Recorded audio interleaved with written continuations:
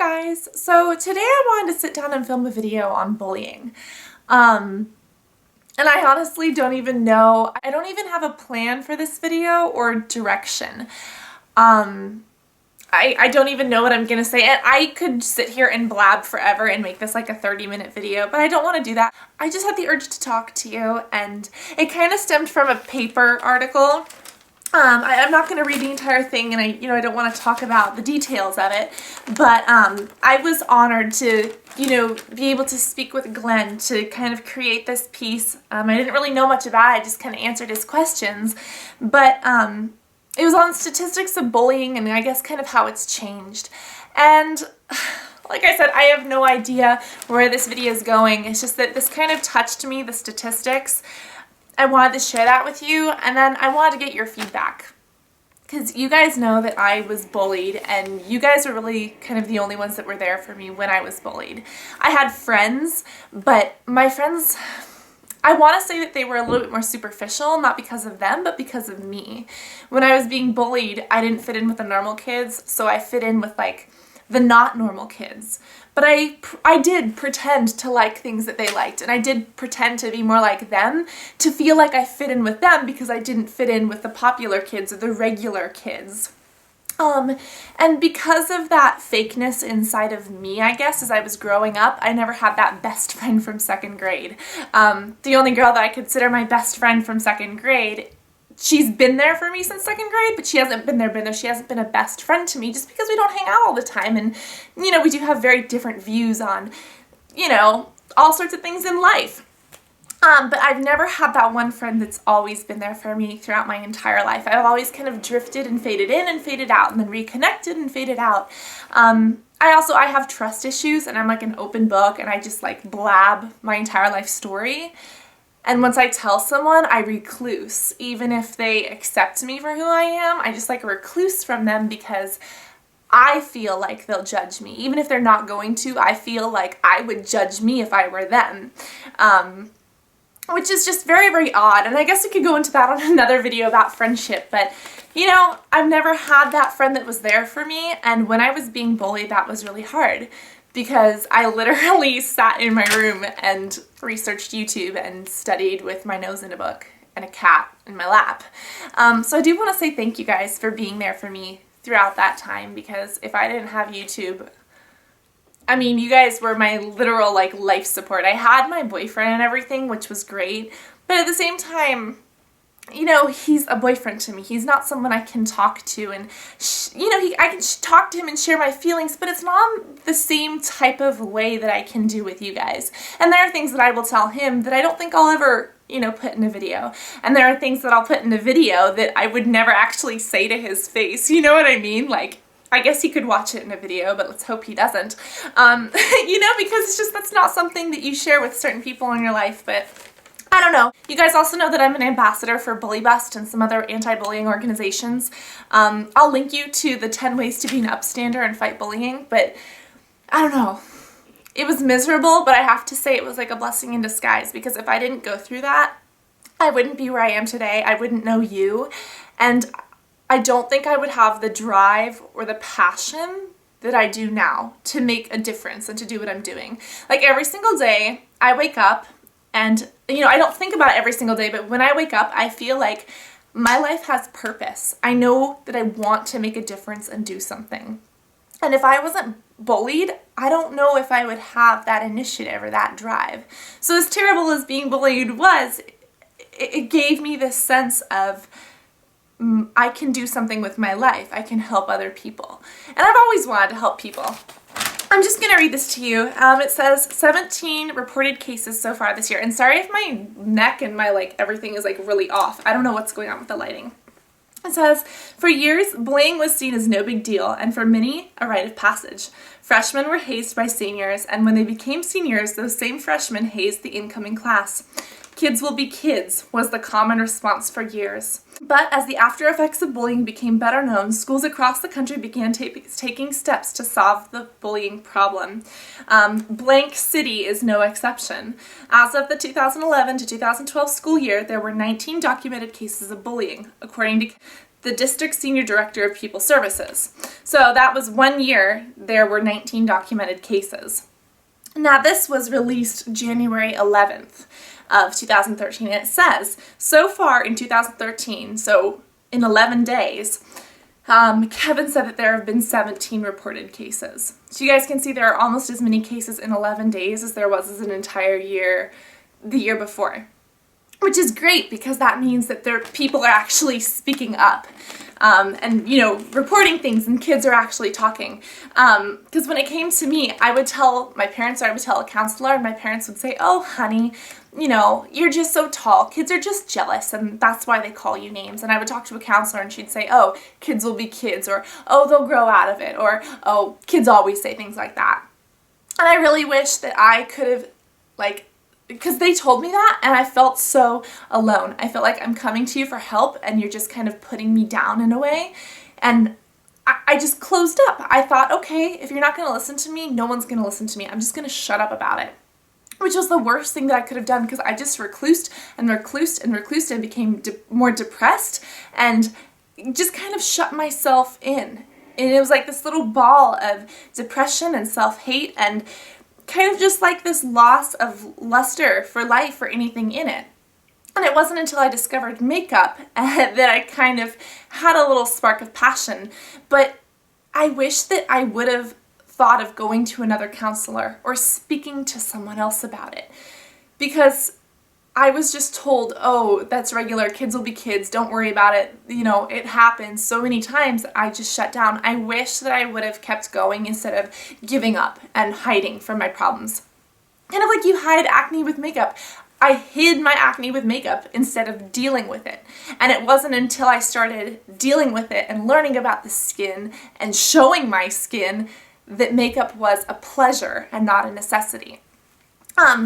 I'll keep reading this though. I wish that I would have spoken to someone else, you know, because I feel like if I would have spoken to someone else, maybe after a while someone would have listened to me and I wouldn't have felt so alone kind of at that time. So the number of reported cases will likely be higher this year than a year ago. Those are just ones that are reported. A 2010 study showed that the majority of bullying is only reported when it escalates to physical violence. And only 40% of the time, even then. So that means usually bullying is only reported when it's physical, and only 40% of those physical things. So 60% of the physical violence isn't being reported, and a huge number, probably 50 to 70% more, is happening emotionally and verbally that's not even being, you know, reported, which is exactly what happened to me. I was never, you know, beat up, but I was picked on at the locker rooms. I would change inside the bathroom stalls because I didn't want other girls seeing what was on my back. And it's like, you know, if it weren't for those, if it weren't for the verbal stuff, it wouldn't have been a problem for me because there were no physical bruises or things like that. Maybe it would have been easier if I was actually beat up because I could show a counselor, look, this is what is happening, I need help. But it's like I couldn't tell the counselor. I guess I could tell the counselor what was happening, but at the same time, I didn't want to. When you hear, oh, it's just whatever, I just didn't want to talk about it. You know, it's not something that I wanted to relive in my mind, what they were saying to me. I would tell them, oh, they're picking on me, or oh, they're calling me pizza face, but I didn't want to say that, you know, they were involving personal details about my grandpa who was dying at that time. That's not even something that I wanted to talk about because it was something that hurt me so bad. But I think that emotional is just as bad as physical abuse or bullying in multiple different school settings, relationship settings, anything. Late last year, a student from blank was taken out of school by her mother after the girl received text messages and comments from her classmates saying things like, why don't you just kill yourself? Which is what I got said to my face. Which is still hard because I get that online sometimes, not from you guys. But you know, once in a while, there's people out there that have their own opinions who like to vocalize them. And then it says a little bit about my experience, which you guys basically know. I was bullied for cystic acne. I switched out of schools. I did private study. Yeah, it wasn't until middle school. I'll read you guys my own quote, I guess. It wasn't until middle school and high school that it started to bother me. I wasn't thrown in trash cans or anything. It was very emotional and verbal. It was almost to the point that I didn't feel like a member of society, which is kind of why I closed myself up. I floated through friendships, but I didn't really have a particular friend, also with acne in middle school. A trip to the doctor worked for my friend, although similar treatment, which was tetracycline, for me did little for Bankson. Towards the end of our friendship, she started picking on me as well, Bankson said. It was probably because she wanted to fit in too. She wanted to connect with them. Bankson urges anyone who is the victim of bullying to talk to someone, although she said her counselor said the usual, kids are going to be kids. She'd wish she'd gone to another counselor or been able to talk to her parents about it earlier. Even though I did talk to my parents, they just said, oh, it's jealousy or something like that. Now she realizes that everyone has potential to be both the victim and a bully. So I'll just elaborate on that a little bit more. Basically, he said what I said, because we spoke on the phone. He just kind of put what I said to him in, which is kind of what I'm talking to now. I had a friend who was different. And we really got along really well, and she was like my best friend. But I don't know if I pushed her away because I was so clingy to her. I felt like I connected to her, and it just created this space between us eventually. And what was funny is that I would hang out with her group of friends, but her group of friends would bully me, essentially, and tease me and call me the exorcist and things like that. And it was very interesting because I would hang out with them just because I was able to kind of spend time with her. And during, kind of as our relationship was ending, she had her own emotional things that she was going through, which I completely understand, but she would laugh along with them. And, she would be like, oh, okay, kind of say the same thing. And that hurt me to the point, and that I just kind of accepted it as this is what I am, because I'm hearing it from someone who I trust, who's my best friend, who we shared, she was my best friend, and she was saying those things too. And when you hear those from other people, and then when you start hearing them from people that you trust, you just kind of start believing it yourself. And I don't know if she actually believed those things or if she just said it to fit in, but it really did hurt. And I think that that's kind of why I kind of got into this routine of kind of, depression and self-doubt. I remember I stopped hanging out with her group for a little while because, it wasn't fun. It wasn't, somewhere I like to be, even though those people have grown up and, I don't really speak to them, but I'm sure we would get along fine now. It's funny because I don't even think that they know what an impact their words had on me, but anyways, as I stopped hanging out with her group because she actually left school for a year because she had a physical and mental kind of disease, I don't know, disease, condition, whatever you want to call it, she left.